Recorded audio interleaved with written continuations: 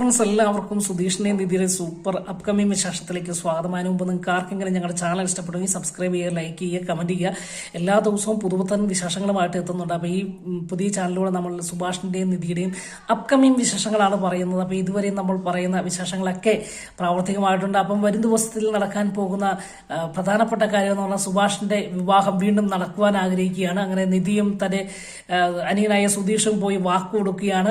ജ്യോതിയുമായിട്ടുള്ള വിവാഹം നടത്തുവാൻ ഞങ്ങൾക്കെല്ലാം സമ്മതമാണ്, സുഭാഷിനെ കൊണ്ട് സമ്മതിപ്പിച്ചോളാം എന്ന് പറയുകയും അങ്ങനെ ആ വീണ്ടും വിവാഹത്തിന് മുഹൂർത്തം കുറിക്കുകയും അങ്ങനെ അതിനുശേഷം സുഭാഷ് ഈ പെൺകുട്ടിയുമായിട്ട് സംസാരിക്കുകയാണ്. ജ്യോതി എന്ന പെൺകുട്ടിയുമായിട്ട് അവർ മറ്റ് ഒരു സ്ഥലത്ത് വെച്ച് കാണുകയും അങ്ങനെ ജ്യോതി വിളിച്ചു വരുത്തുന്നതാട്ടോ, സുഭാഷിനെ വിളിച്ചു വരുത്തുകയും കുശലാന്വേഷണം നടത്തുന്നതിനിടയിൽ പറയുകയാണ് നമ്മുടെ വിവാഹം നടക്കുവാൻ കാരണമായത് ചേട്ടൻ വിവാഹശേഷം മാറി താമസിക്കാന്ന് പറഞ്ഞത് കൊണ്ടല്ലേ, അതുകൊണ്ട് ആ വ്യവസ്ഥ പാലിച്ചത് നന്നായി എന്നൊക്കെ പറയുമ്പോഴാണ് സുഭാഷ് സത്യം അറിയുന്നത് കേട്ടോ. സുഭാഷ് പെട്ടെന്ന് ജ്യോതിയോട് ചോദിക്കുക, എന്താണ് ഈ പറയുന്നത് കുട്ടി, എന്താണ് ഈ പറയുന്നത് ചോദിക്കുമ്പോൾ അപ്പോൾ ഈ കുട്ടി പറയാണ്, ചേട്ടന്റെ അനിയനും അനിയത്തിയും കൂടെ വീട്ടിൽ വന്ന് വാക്ക് തന്നത് അങ്ങനെയാണ്, വിവാഹശേഷം സുഭാഷ് ചേട്ടൻ ഞാൻ ഒരുമിച്ച് മറ്റൊരു വീട്ടിലേക്ക് താമസിക്കാമെന്ന് പറഞ്ഞുകൊണ്ടാണ് അച്ഛനും അമ്മയും ബന്ധുക്കാരൊക്കെ ഈ വിവാഹത്തിന് തയ്യാറായിരിക്കുന്നത് എന്ന് പറയുമ്പോൾ സുഭാഷ് അവിടെ വെച്ച് തന്നെ പറയുകയാണ്, അതെങ്ങനെയാണ് ഞാൻ അങ്ങനെ ഒരു വാക്ക് പറഞ്ഞിട്ടില്ലല്ലോ, മുൻപ് തന്നെ ഞാൻ ഈ കാര്യം പറഞ്ഞതാണ്, ഈ വിവാഹം നടക്കില്ല, അങ്ങനെ നടന്നാൽ തന്നെ എനിക്ക് വീട്ടിൽ നിന്ന് മാറി നിൽക്കാൻ പറ്റില്ല, എൻ്റെ അയ്യന്മാരെയും എൻ്റെ വീടിനെ ഉപേക്ഷിച്ച് എനിക്ക് മാറാൻ പറ്റില്ലെന്ന് ഞാൻ പറഞ്ഞതല്ലേ.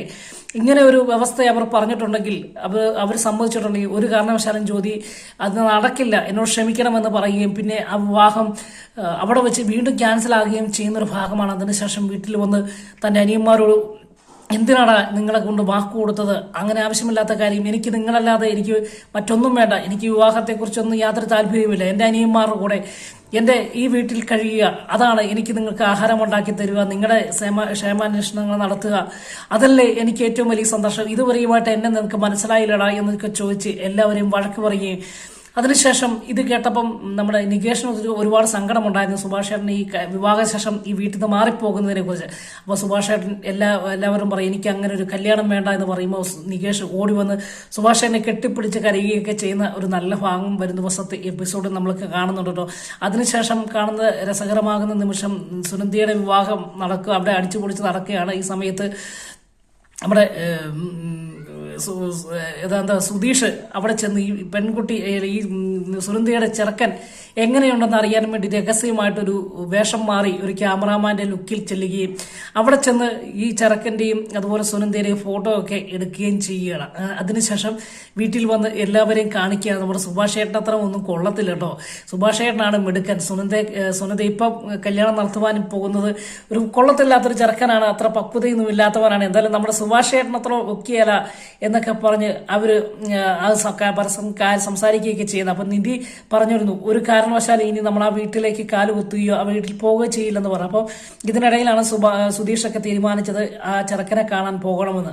അപ്പോൾ അന്നേരം വിലക്കുന്നുണ്ട്. അന്നേരം സുധീഷ് പറഞ്ഞത് നിധി അങ്ങനെയല്ലേ ഞങ്ങൾ പോകുന്നത്, ഞങ്ങൾ വിഷം മാറിപ്പോയി, ഈ ചെറുക്കൻ എങ്ങനെ ഉണ്ടെന്ന് അറിയണമല്ലോ, എന്റെ സുഭാഷ് ചേട്ടനെ അവഗണിച്ച് എന്റെ സുഭാഷിനെ കൊള്ളത്തില്ലാത്തവരാക്കിയല്ലേ അവർ ആ വിവാഹം നടത്തുന്നത്, അതുകൊണ്ട് സുഭാഷ് ചേട്ടനക്കാരും എടുക്കണമെന്ന് ഞങ്ങൾക്ക് അറിയണമല്ലോ എന്ന് പറഞ്ഞാണ് സുധീഷ് പോയി വേഷം മാറിപ്പോയി ആ കല്യാണ വീട്ടിൽ പോയി ഈ പെണ്ണിനെ ചെറുക്കൻ്റെ ഫോട്ടോ എടുക്കുന്ന കേട്ടോ.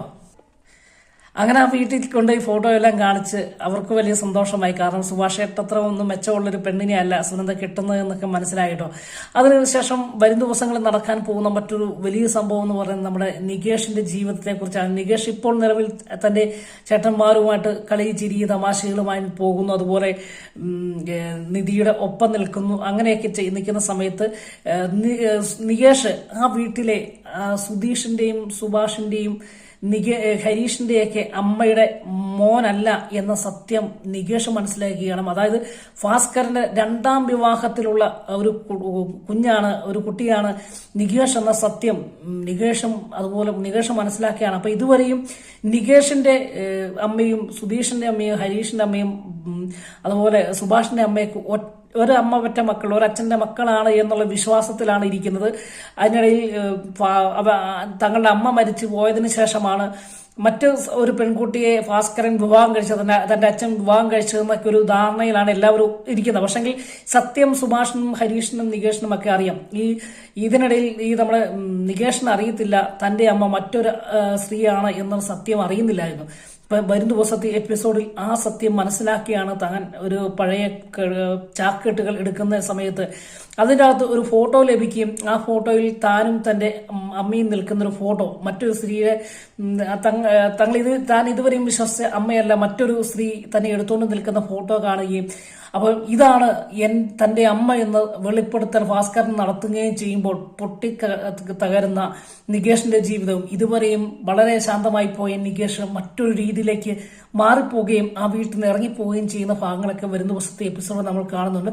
അപ്പോൾ എല്ലാ ദിവസവും വൈകുന്നേരം നമ്മൾ പ്രമോശേഷം ഇടുന്നുണ്ട്. അപ്പോൾ നമ്മുടെ പുതിയ ചാനലാണ്. ഈ ചാനലിലൂടെ നമ്മൾ ഇപ്പോൾ ഷോർട്ട് പ്രൊമോസ് ആണ് ഇടുന്നത്. അപ്പോൾ ഇനി മുതൽ എല്ലാ ദിവസവും റിവ്യൂ വിശേഷങ്ങൾ ആയിട്ട് വരുന്നതായിരിക്കും. അപ്പോൾ നിങ്ങളുടെ വലിയൊരു സപ്പോർട്ട് പ്രതീക്ഷിച്ചുകൊണ്ട് വീണ്ടും കാണും വരെ എല്ലാവർക്കും ഗുഡ് ബൈ.